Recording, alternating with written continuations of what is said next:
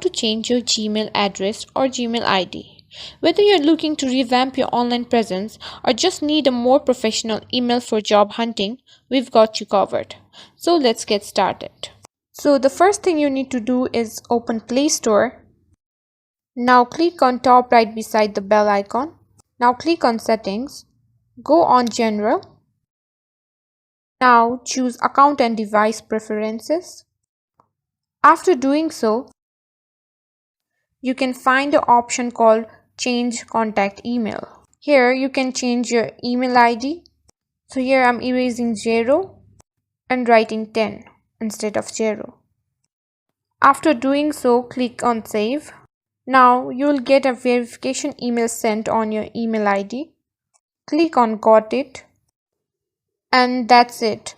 You'll get a verification code in your Gmail account and you've now successfully changed your Gmail address. It's a bit of a process, but it's worth it to have an email that suits your needs.